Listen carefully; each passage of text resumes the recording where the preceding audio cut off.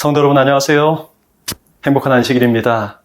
한 주일 동안 주님의 은혜 가운데서 평안하셨지요?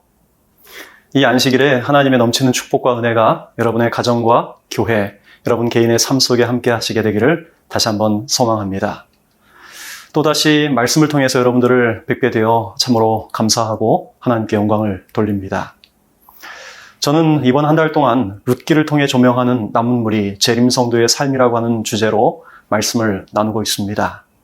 오늘은 그 세 번째 시간으로 남은 음식인가 남긴 음식인가 라고 하는 제목으로 룻의 삶을 통해 마지막 시대 남은 무리의 삶을 조명해 보려고 합니다. 다 함께 룻기 1장 16절 17절의 말씀을 먼저 보도록 하겠습니다. 룻이 가로되 나로 어머니를 떠나며 어머니를 따르지 말고 돌아가라 강권하지 마옵소서. 어머니께서 가시는 곳에 나도 가고 어머니께서 유숙하시는 곳에 나도 유숙하겠나이다. 어머니의 백성이 나의 백성이 되고 어머니의 하나님이 나의 하나님이 되시리니 어머니께서 죽으시는 곳에서 나도 죽어 거기 장사될 것이라. 만일 내가 죽는 일 외에 어머니와 떠나면 여호와께서 내게 벌을 내리시고 더 내리시기를 원하나이다. 나오미가 룻의 자기와 함께 가기로 굳게 결심함을 보고 그에게 말하기를 그치니라. 아멘.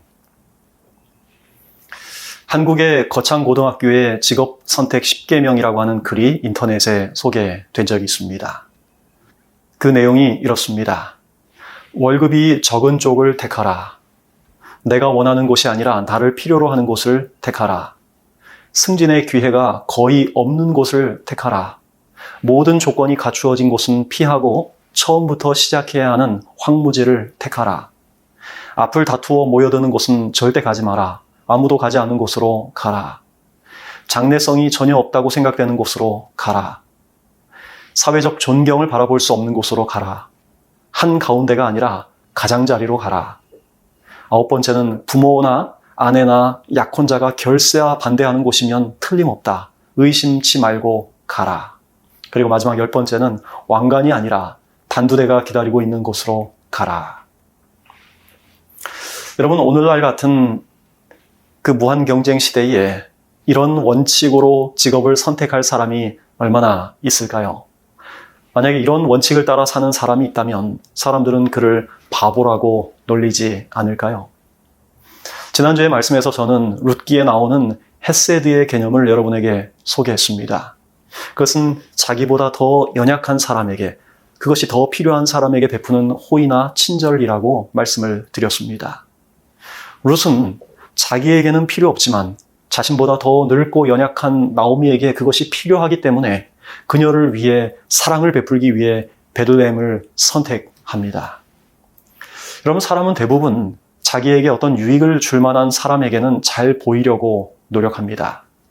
하지만 나에게 별로 유익이 되지 않을 것 같은 사람에게는 함부로 대하는 경우가 많습니다. 그런데 어떤 사람의 진정한 모습, 그 사람의 참된 이 가치는 자기에게 아무런 도움이 안 되는 사람을 어떻게 대하는지에 따라서 나타난다고 하는 것입니다. 그래서 비즈니스계에서는 웨이터의 법칙이라고 하는 것이 있죠. 별 볼품 없는 웨이터에게 이 허드렛 일을 하는 사람에게 어떤 태도를 보이느냐가 그 사람의 혹은 그 기업의 참된 모습을 드러낸다고 하는 것입니다. 예수님도 마태복음 25장에서 지극히 작은 자에게 한 것이 곧 내게 한 것이라고 말씀하셨습니다. 요즘 한국 사회에서 이슈가 되는 사회적인 문제는 바로 갑질 문화입니다. 이 갑질 문화는 고급 아파트의 입주민이 경비원이나 혹은 택배 기사에게 함부로 대하는 것입니다. 백화점 명품관에서 쇼핑하는 고객들이 그곳에서 일하는 종업원들에게 함부로 대하는 것입니다. 심지어 초등학생들까지도 학교에서 임대 아파트에 사는 아이들을 향해서 그들과 차별을 두고 갑질을 행사하는 것입니다. 최근에 한 뉴스 보도를 통해서 본 것은 서울대학 안에서도 그 고등학교 출신 고등학교가 특목고인지 혹은 외고인지 혹은 일반 고등학교인지 그것을 차별을 두어서 과 잠바에 자기의 출신 고등학교를 적는다는 것을 제가 보았습니다. 이처럼 어린 아이들이나 어른들이나 혹은 잘 배운 사람이나 그렇지 않은 사람이나 서로를 자기보다 더 연약한 사람을 눌러보고 깔보고 자신을 더 우월하게 생각하는 이런 갑질 문화는 그저 이 사회적인 문제만이 아닙니다. 그리스도인들도 그렇습니다. 자신보다 힘이 적은 사람은 그보다 더 약한 사람에게 갑질을 하지요. 교회 안에서도 비슷합니다. 이것이 바로 죄로 기울어진 인간의 본성입니다. 만약 어떤 교회에서 어떤 사람이 돈이 많다고 해서 혹은 많이 배웠다고 해서 그 사람이 교회에서 직분이 더 높다고 해서 혹은 사회적인 직위가 더 높다고 해서 그 사람의 의견이 다른 누군가의 의견보다 더 중요하게 여겨지고 더 그 사람이 존중을 받는다면 그건 역시 교회 안에서 베풀어지는 갑질이라고 할 수 있을 것입니다. 이것이 죄된 본성의 문제이기 때문에 이것을 이기고 이것을 거스르기 위해서는 우리 속에서 오는 힘이 아닌 외부에서 오는 전혀 다른 능력과 힘이 우리에게 필요한 것입니다. 룻은 자기보다 연약한 나오미를 위해 인간적인 판단으로 볼 때 매우 어리석은 선택을 한 것처럼 보입니다. 제가 믿고 있는 하나의 신념은 우리 그리스도인들, 아니 재림 성도들은 조금 손해보면서 이 세상을 살아야 한다라고 하는 것입니다. 내 권리, 내 욕심, 이것들 다 챙기면서 조금도 손해보지 않으려고 애쓰다 보면 경제적으로는 약간의 유익이 있을지 모르지만 결국 영적으로는 손해를 본다고 하는 것입니다. 여러분, 창세기의 요셉이 애굽의 총리가 되고 그의 온 가족들이 마침내 애굽에 내려왔을 때를 한번 생각해 보십시오.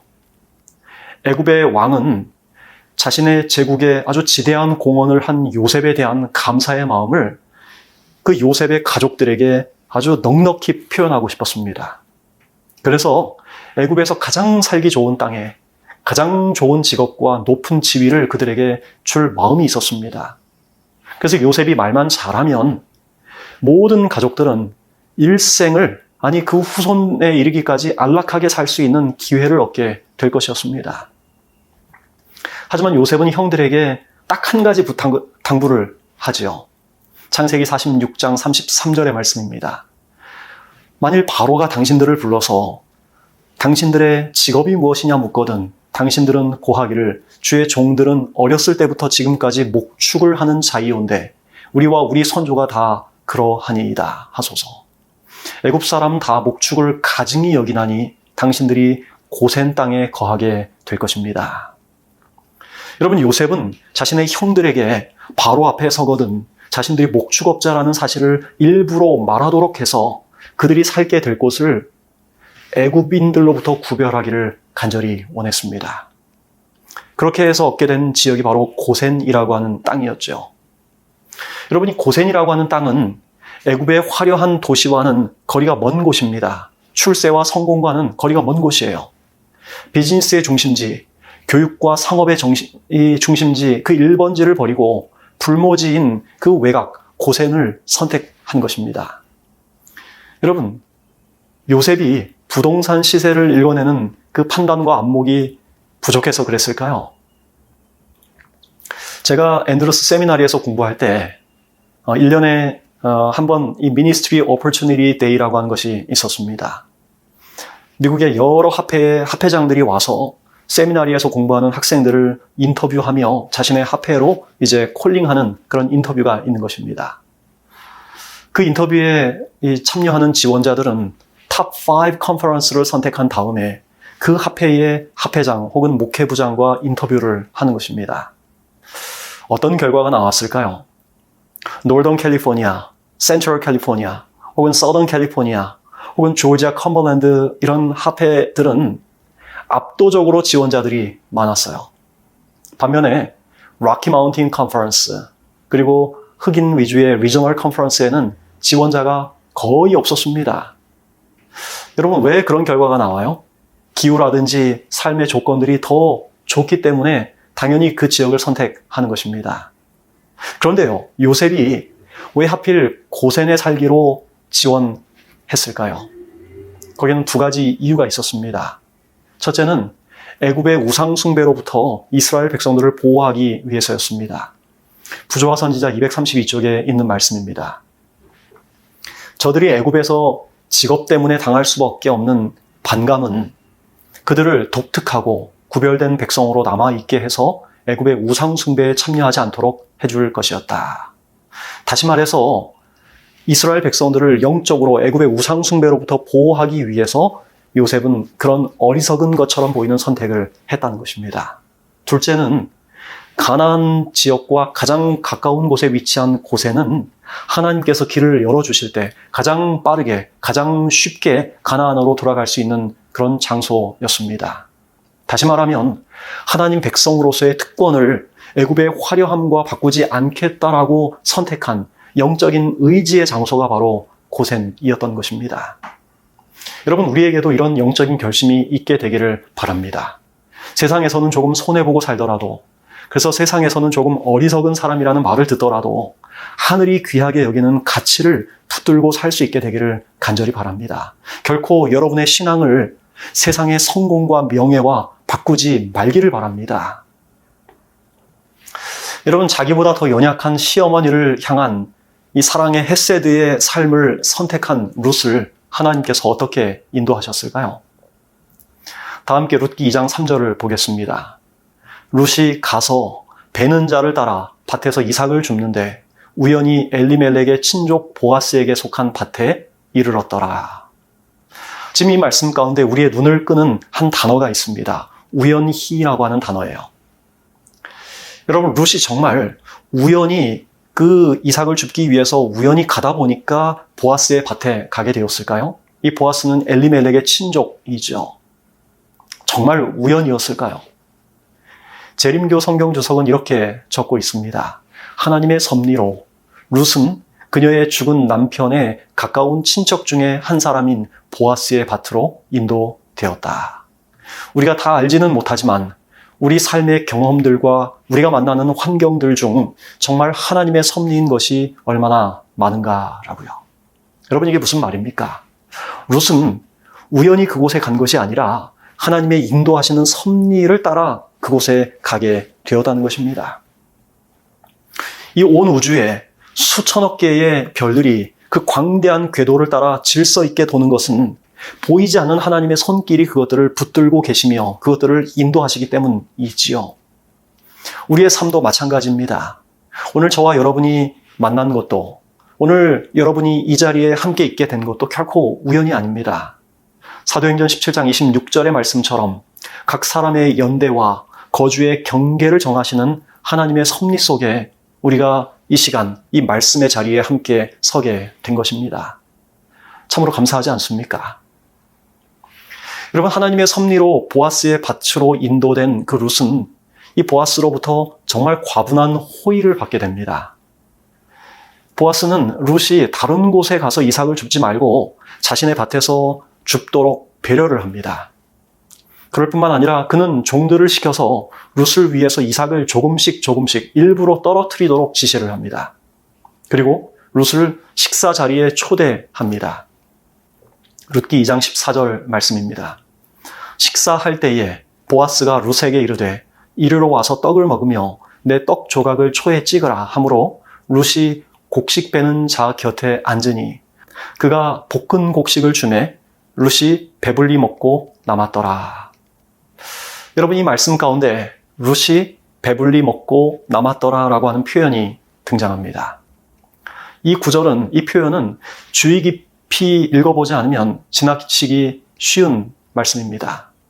여러분, 이 구절을 그냥 언뜻 읽어보면 룻이 보아스가 준 그 볶은 곡식, 그 음식을 배불리 먹고 남았다는 것처럼 보입니다. 무엇이요? 볶은 곡식이 남은 것처럼 보입니다. 모든 히브리어 동사는 3음절로 되어 있습니다. 그리고 히브리어 동사에는 성과 수 그리고 시제에 대한 정보가 다 그 한 단어 안에 들어 있습니다. 즉, 하나의 동사 안에 누가, 언제, 무엇을 했는지에 대한 그 여러 정보들이 다 포함되어 있는 것입니다. 예를 들면 말하다라고 하는 히브리어 동사는 다바르라고 하는 단어입니다. 기본적으로 이 단어는 3인칭 남성 단수 현재의 단어입니다. 다시 말하면 그 사람이 지금 말한다라고 하는 뜻이 이 다바르라고 하는 이 단어에 담겨 있어요. 성과 수, 시제가 다 포함되어 있는 것입니다.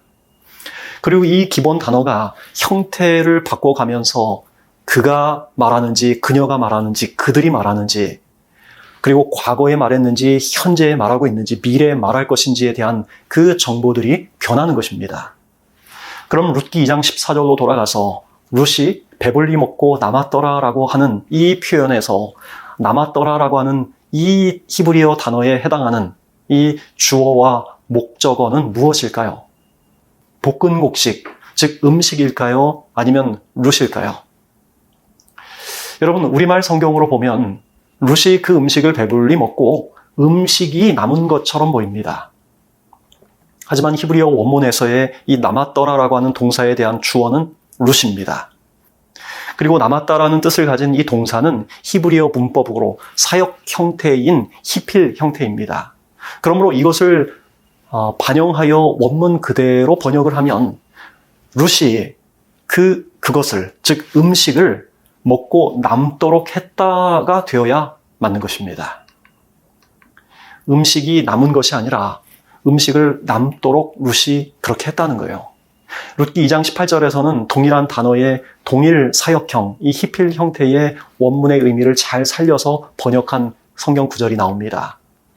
룻기 2장 18절, 그것을 가지고 성읍에 들어가서 시어머니에게 그 주운 것을 보이고 그가 배불리 먹고 남긴 것을 내어 시어머니에게 드리매. 지금 이 말씀 보면 그가 배불리 먹고 남긴 것이라고 하는 표현이 나옵니다. 그가 배불리 먹고 남은 것이 아니라 배불리 먹고 남긴 것입니다. 여러분, 우리말에 아 다르고 어 다르다라는 그런 말이 있죠. 같은 말을 해도 어떻게 표현하느냐에 따라서 전달되는 힘이 크게 다른 것입니다. 여러분, 남은 음식과 남긴 음식은 분명히 다르죠. 룻은 음식을 먹으면서 시어머니를 생각하고 음식을 남긴 것입니다. 그리고 그것을 싸서 집으로 가져와 시어머니께 드린 것입니다. 룻은 집에 있는 시어머니를 위해서 의도적으로 그 음식을 남긴 것입니다. 여기에서 이 룻의 아름다운 마음씨와 성품을 볼 수 있는 것입니다. 제가 한 번은 어떤 교회에 사경회를 갔다가 그 교회 목사님의 서재에서 며칠간 머물게 되었습니다. 그런데 그 책상에 제 눈에 띄게 하는 그 영어의 한 문구가 있었습니다. 그 영어의 문구는 이런 것이었습니다. Always strive to give your spouse your very best, not just what is left over after you've given to everyone else. 데이브 윌스라고 한 사람이 말했던 이 말을 번역하면 당신이 줄 수 있는 최고의 것을 아내나 남편에게 주기 위해 애를 쓰십시오. 다른 사람에게 주고 남은 것 말고 말입니다. 이런 멋진 문구를 책상에 붙여놓은 목사님이 참 제가 존경스럽게 보여서 제가 사모님께 사모님 참 좋으시겠습니다. 목사님이 사모님을 이렇게 생각하시니까요. 그렇게 말했어요. 그랬더니 그 사모님이 저에게 이렇게 말했습니다. 목사님, 그거 우리 목사님 보라고 제가 목사님 책상에 붙여놓은 거예요. 여러분, 헤세드라고 하는 것은요, 남은 음식으로 베푸는 친절이 아니라 남긴 음식으로 베푸는 친절이라고 하는 사실을 기억하십시오. 물론 나오미는 룻이 가져온 그 음식이 먹고 남은 음식인지 아니면 의도적으로 남긴 음식인지를 알 수 없었을 것입니다. 하지만 하나님께서는 룻이 행한 그 동기와 마음을 아셨어요. 여러분, 우리의 가정과 교회 안에서 이런 사랑이 회복된다면 얼마나 우리의 가정과 교회가 행복한 곳이 될까요?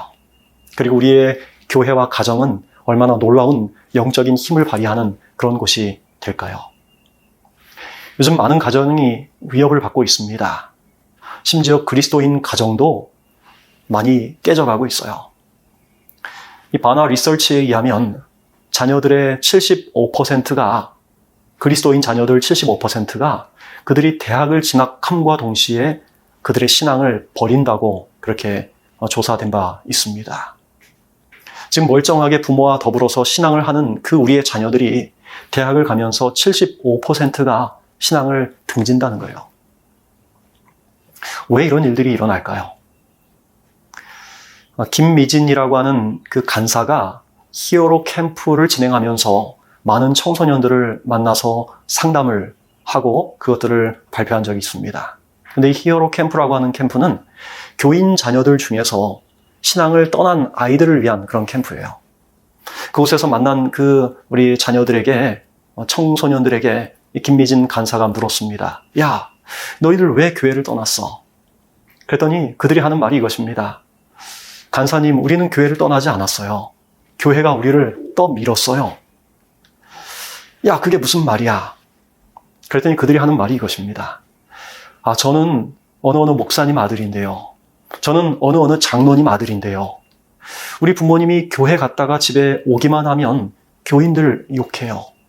그리고 부모님이 목사님 설교를 비평하고 목사님을 흉을 봐요. 그러니 제가 어떻게 교회에 남아 있을 수 있겠어요? 참으로 안타깝습니다. 저는 이것이 우리 교회의 우리의 형편이 아니길 간절히 바랍니다. 시편 110편 3절은 이렇게 말씀합니다. 주의 권능의 날에 주의 백성이 거룩한 옷을 입고 즐거이 헌신하니 새벽 이슬과 같은 주의 청년들이 주께 나오는도다. 여러분, 우리의 자녀 세대가 새벽 이슬같이 주님 앞에 나오는 것은 부모된 우리가 먼저 거룩한 옷을 입고 주님 앞에 즐거운 마음으로 헌신할 때 일어나는 일입니다. 재림신앙을 시작한 지 얼마 안 되는 초신자가 교회 안에서 믿음의 거목으로 자라날 수 있는 것은 먼저 교인된 우리가 그리스도의 품성을 그들에게 보여줄 때만 가능하다는 사실입니다. 재림교 성경주석 3권 495쪽에 이런 말씀이 있습니다. 이스라엘은 모압 여인 룻이 그랬던 것처럼 하나님의 종들을 통하여 성품을 나타낸 그분을 받아들일 모든 나라 사람들을 위한 구원의 계획을 이해할 준비를 갖춰야 했다. 그렇게 함으로 많은 사람들이 품성의 변화를 입고 개인적으로 준비하여 그리스도의 영원한 왕국의 시민이 되도록 하는 것이 하나님의 계획이다. 저는 룻이 이 보아스의 타작 마당에서 음식을 먹으면서도 집에서 자신을 기다리고 있을 그 늙은 힘없는 연약한 시어머니를 생각했던 그 마음이 저는 신앙이라고 믿습니다. 자신이 배불리 먹고 남은 음식이 아닌 시어머니를 생각하는 마음으로 의도적으로 그 음식을 남겨두는 것, 그것이 우리 재림 성도가 가져야 할 우리의 참된 믿음이 아닌가 저는 생각합니다.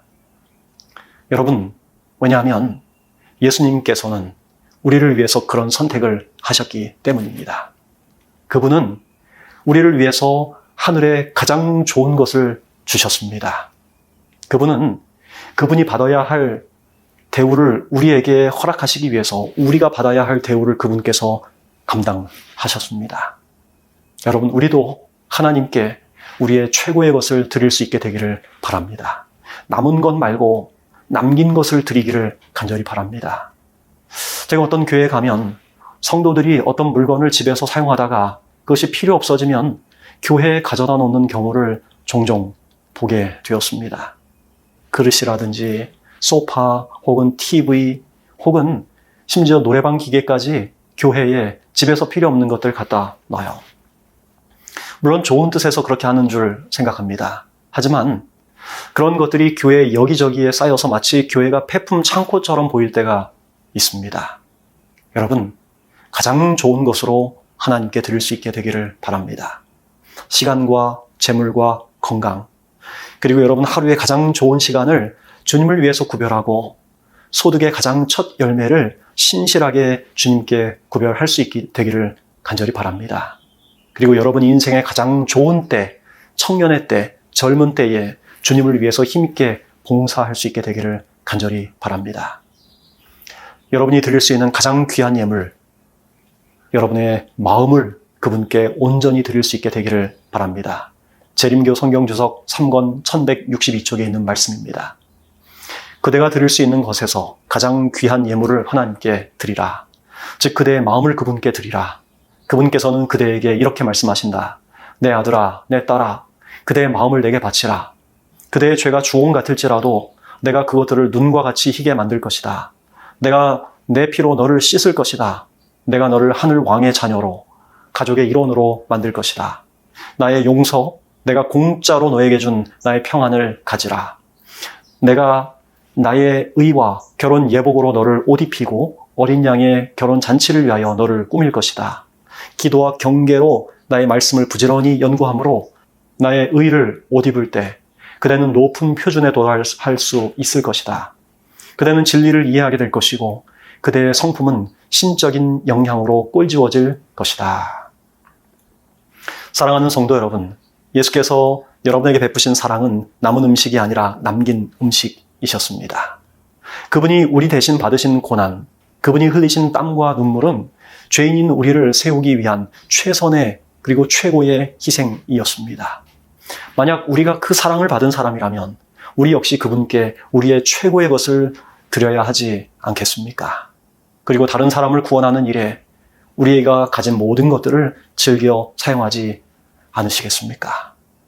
함께 기도하겠습니다. 사랑의 아버지 하나님, 우리에게 최고의 것을 주시는 아버지 하나님의 그 놀라운 사랑을 다시 한번 생각합니다. 우리도 주님께 우리가 가진 최고의 것으로 주님께 드릴 뿐 아니라 우리 옆에 있는 사람들에게 우리가 가진 최고의 것으로 그들을 섬길 수 있는 신실한 그리스도인으로 살게 하여 주시옵소서. 예수님의 이름으로 기도합니다. 아멘.